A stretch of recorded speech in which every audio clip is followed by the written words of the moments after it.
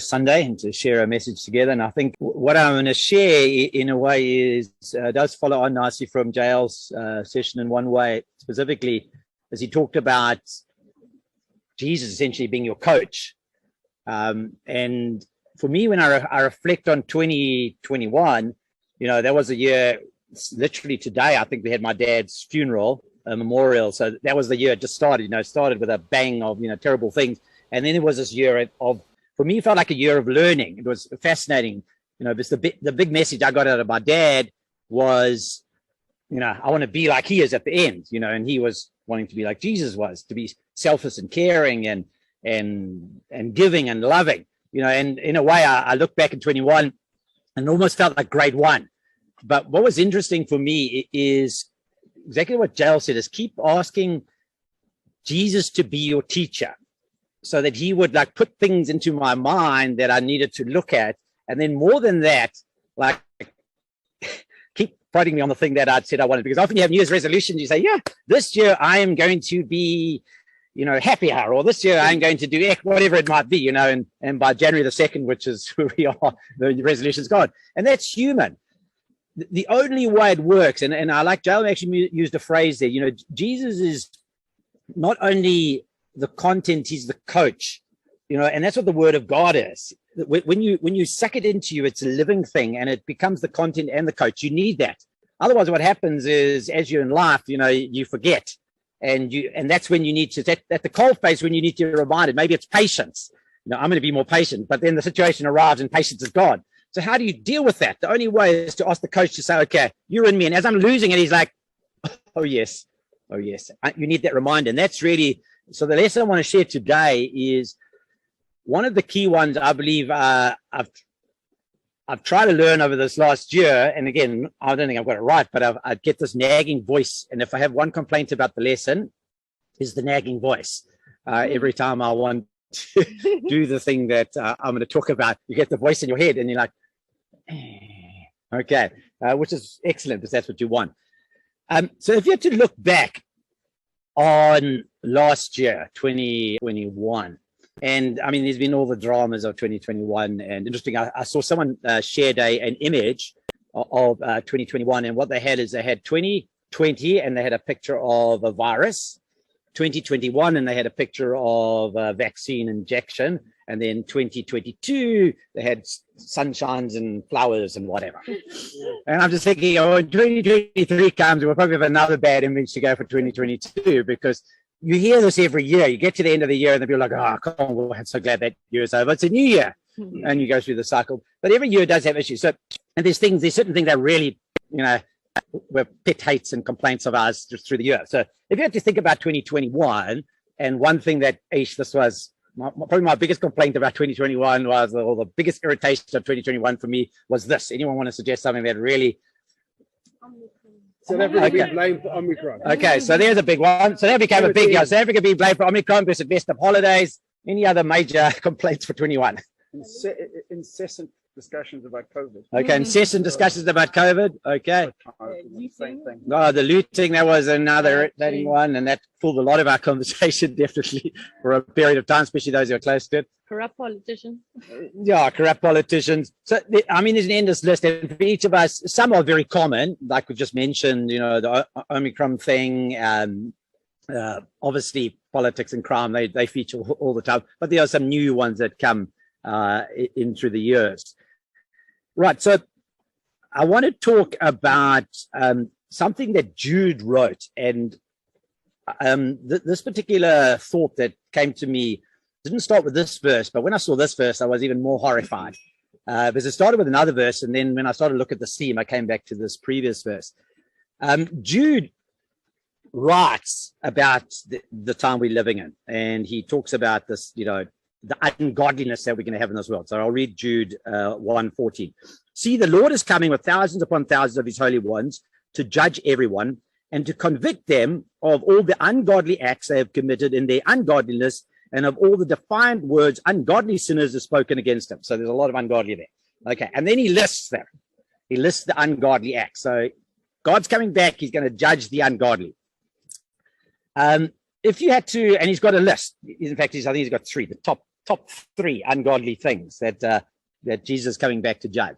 If you had to, for those who, besides those I've already spoken to, if you had to list what you think Jude's going to come up as the top 3 ungodly things that Jesus is coming back to judge, what would you put in that list?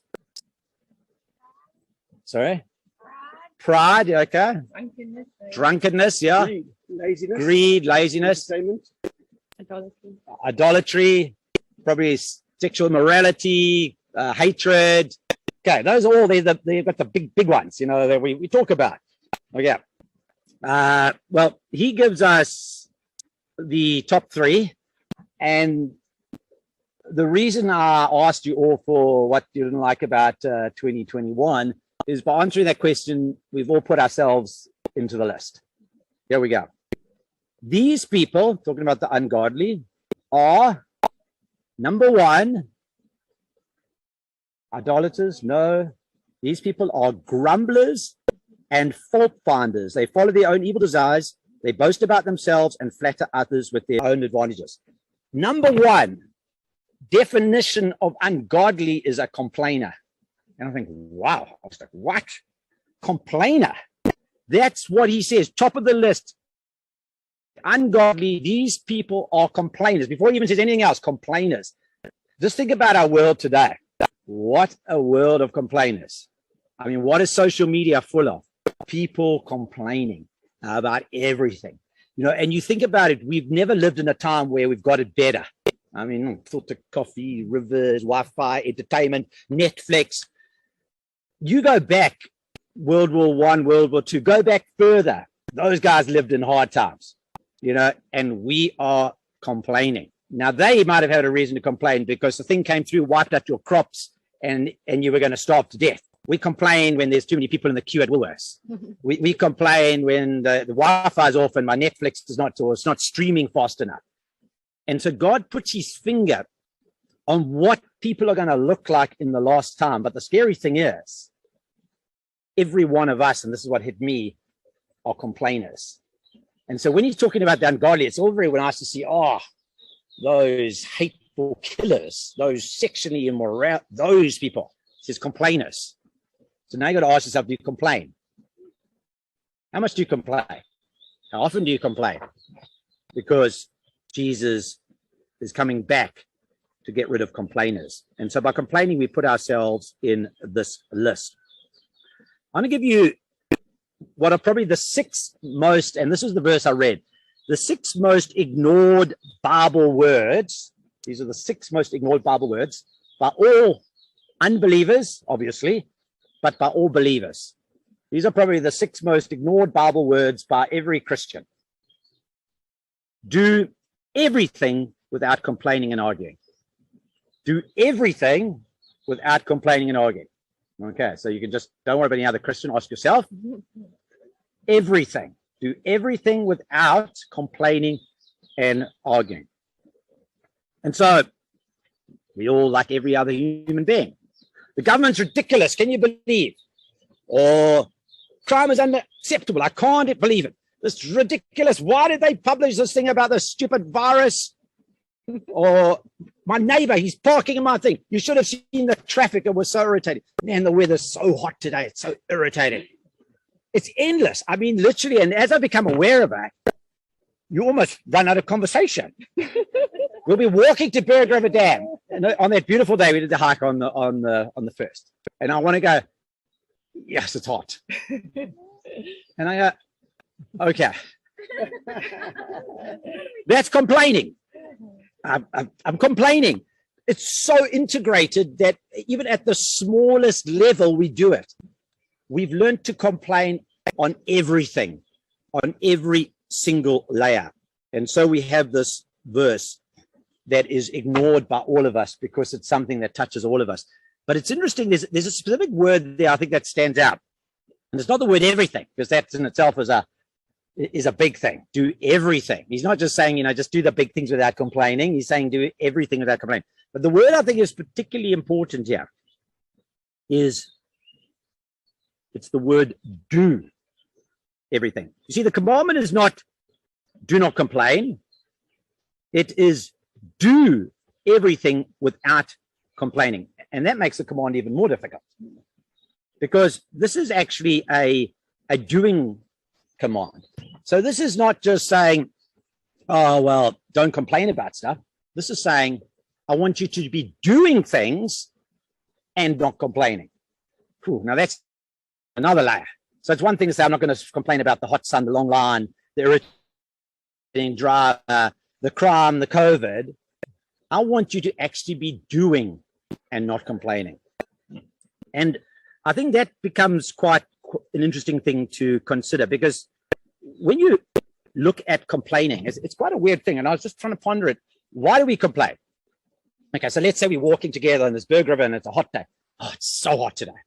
Okay, now I'm trying to understand. So why did I say those words? It's not going to change the heat. It's probably not going to make you feel any better, because now, even if you weren't aware of it, now you're thinking about the heat. It's making me think about the heat, and nothing's changed, but I'm going to say it anyway. Just take the Omicron thing. Okay, so they published those stupid results. Okay, so now we complain to each other. We're not changing anything. We're not changing what they've done. We're not going to go into government and make sure they don't do it anymore. We're just making everyone around us even more miserable by us sharing our misery, just in case they weren't thinking about it at that point. And we do this with every topic, whether it be crime, as I said, or the weather, whether it be the irritating driver or the queue we got to stand in. We complain about things that we actually have no intention of fixing, or we are unable to fix. And you think, well, that's crazy then. Why do we complain about stuff that we can't fix or do anything about, and all it's going to do is make everyone more miserable? And so it's this weird human condition. And so the nation of Israel, and you think that they had a good reason to complain. So we're sitting here under forest, it's nice. The nation of Israel went on a big hike. So for those of you who don't know, they came out of Egypt, and God said to them, guys, I've got a new house for you. You go, yeah, new house for it. So it's just over there. And so they all come, and it's like 3 million of them. Well, I don't know how many, millions of them. And they got your little goats and sheep and little babies. Now, for those of you going on a hike, like we did the other day, and it's hot, it's not so pleasant, we complain. Well, you're going with everything. You're carrying your tents, and there's not like little light tents. You're carrying your little baby goats, so your big goats can walk by themselves, but you're carrying babies, and you're hiking. And now you've just got out of Egypt. The Egyptians have wanted to kill you. You just got through that, and you're on the other side, and now you go. And then the bad news breaks somewhere along the line for various reasons. No, this hike's going to be a bit longer than you expected. It's actually going to be from start to end 40 years. 40. Yeah, it'll be 40 years long, and you'll be going through the desert. And now the route just goes, God's punishing them because they grumbled against him. Anyway, so they just go, and then you get thirsty, and it's really, and then you get water, and now you're dying of thirst. And so what do you do if you're dying of thirst? You complain, obviously. And then, God must pray. Or you're starving because you're in the desert. You can't grow stuff. And so you grumble and you need food. Those are legitimate reasons. 1 Corinthians 10, do not grumble as some of them did of old, talking about them in the desert, and were killed by the destroying angel. That was God's response to people grumbling in a situation where you would have thought, well, it's sort of okay to grumble then. So complaining is something that God does not tolerate. James 5.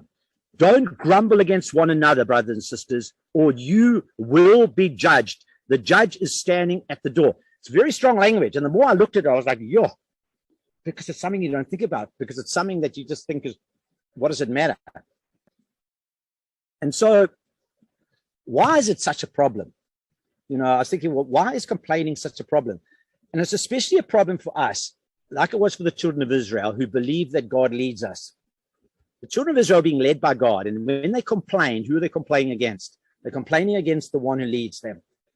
And if we believe God leads us in every aspect of our life, through the hot day, the cold day, through the business failing, through the COVID thing, through the line that's too long, if we believe God is in every detail and we're complaining, we're moaning about him and what he's doing in our life. So we complain because the queue's too long, because he was trying to save you from an accident. You're complaining because of that. You're complaining because of the heat, whatever it may do. But we say, you lead my life, but we complain. And so I think it reflects poorly on our view of God. And so Jude describes the godly as they are clouds without rain, blown along by the wind. What does he mean by that? Well, he's saying these complainers are all, it's like you see this cloud, but it never brings rain. That's what complainers are. With lots of words, zero action. And I was reflecting on this for a while, like we'll complain and say, there's too much crime or there's too many potholes in the road or whatever. And we are like that with these clouds that make a lot of noise, make a lot of thunder, but there's never any rain. And actually, if you take the word complain, you can just do a little bit of surgery on it and you can fix it. And the problem with complain is it's got an I in it. You've got to get rid of that. This is I don't like, I'm complaining, I'm hot, I'm cold, I'm this. Take out that I. Okay, that's the first thing you do. You've got to put another little letter into it, which is letter E. We'll come to that in a moment. And just give it a bit of space. And complain becomes complan. And if we can have that mindset of not to complain, but to complan, everything changes. So for everything that is a misery in our life, if there's something you could do about it, do it. Even whether it be crime. You might not be able to fix all your crime, but you can work with people and give them a better life. We can complain about many things, but if we change that a little bit in our lives from complain to complan, things can change so beautifully. Complan ways to love. Complan ways to bring joy. Complan how to bring peace. Proverbs says, those who plan what is good find love and faithfulness. And so stopping complaining isn't an optional thing, as we've seen. It's the top of the ungodly list. And we're told do everything without complaining. And it's interesting, that verse that says do everything without complaining comes from Philippians. Look at the context of what Philippians is about. Therefore, my dear friends, as you have always obeyed, not only in my presence, but now much more in my absence, continue to work out your salvation with fear and trembling, for it is God who works in you to will and to act in order to fulfill his good purpose. And then we read, do everything without complaining. He's talking about a salvation issue here. Complaining is at the heart of salvation. It's not an optional because of how it reflects on God. And so he asks us to not be like the ungodly. And so the antidote to being on the ungodly list is to be on the godly list. And the way we do that is to not complain and to bring praise to God. But how do we do it?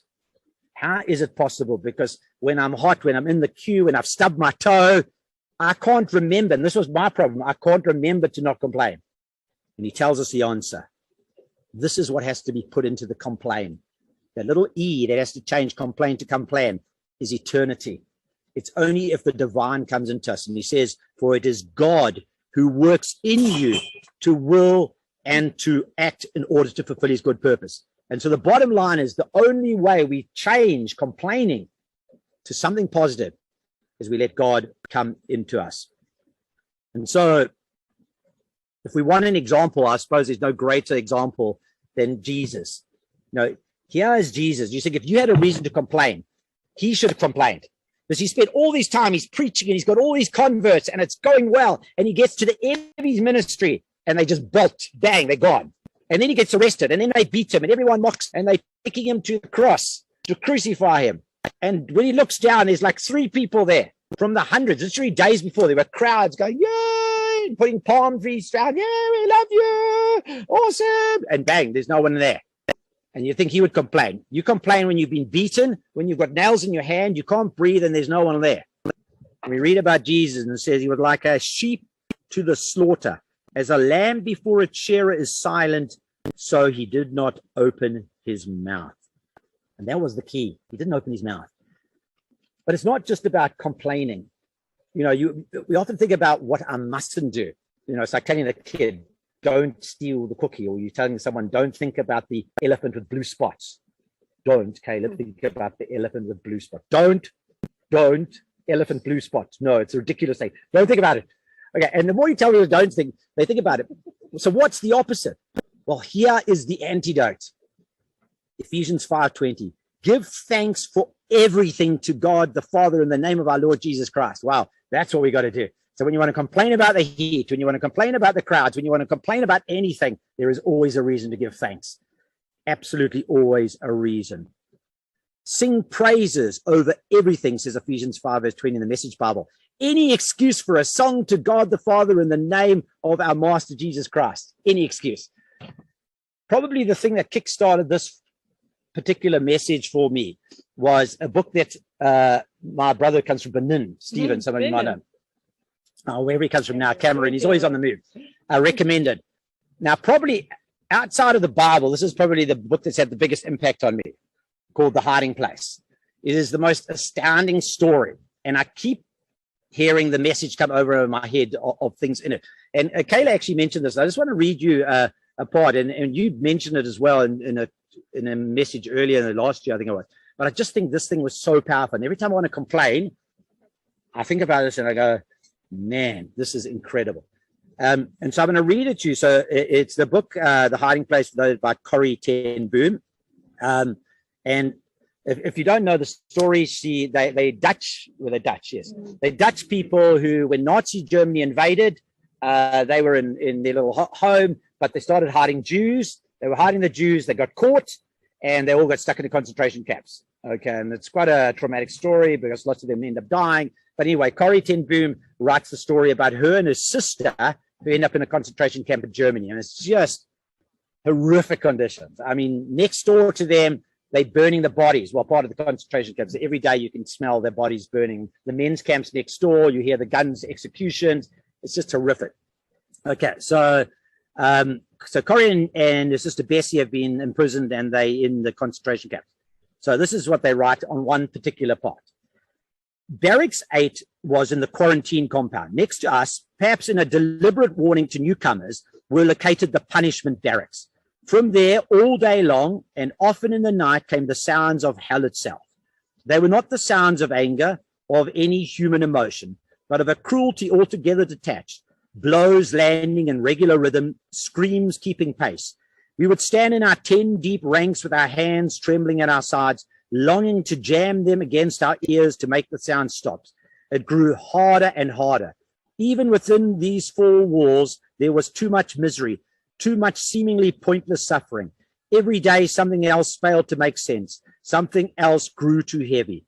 Yet in the midst of the suffering, these two women, Corrie and her sister Bessie, are in their barracks, and they're in a terrible barracks within this terrible situation. And so they moved to what's called Barrack 28.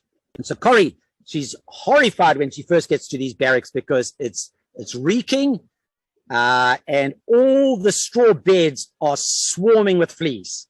It's an absolute horrendous place, and she doesn't know how they're going to even survive this. And so she's complaining to her sister Bessie that, man, can it get any worse than this? And this is a terrible situation. And Betsy discovers God's answer. Rejoice always, Betsy says. Pray constantly. Give thanks in all circumstances, for this is the will of God in Christ Jesus.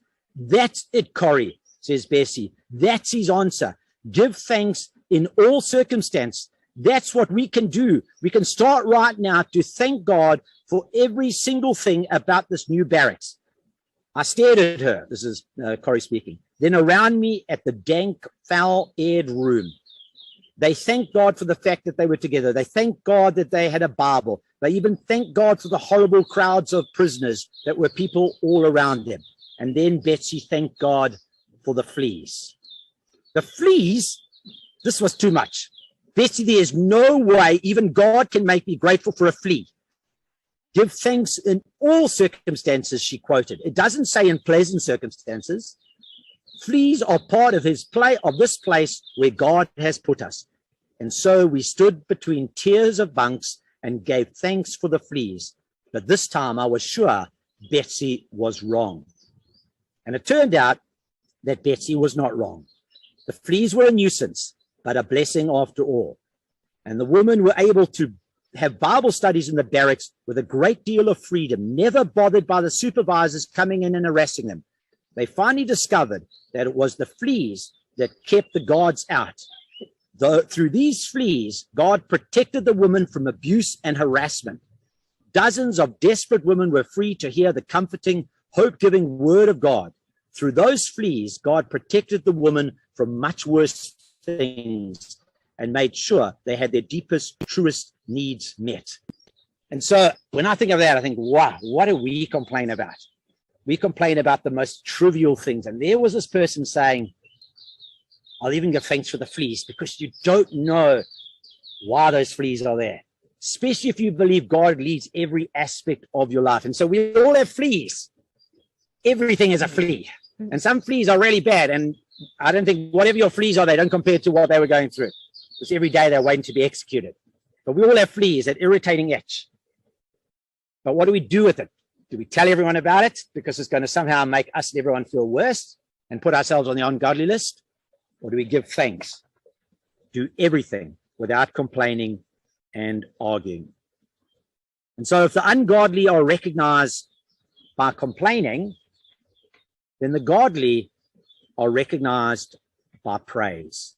Hebrews 13:15, through Jesus, therefore, let us continually offer to God a sacrifice of praise, the fruit of lips that openly profess his name. You get those people who complain. You get those people who do but complain. You get those people who do and don't complain. And then you get those who do and rejoice. And what a high calling that is. How are we going to be recognized? And which one of those are we going to live? And so I leave you with 1 Corinthians 5, verse 16, because that's what we've come to do. We have come to celebrate the most amazing reason to rejoice.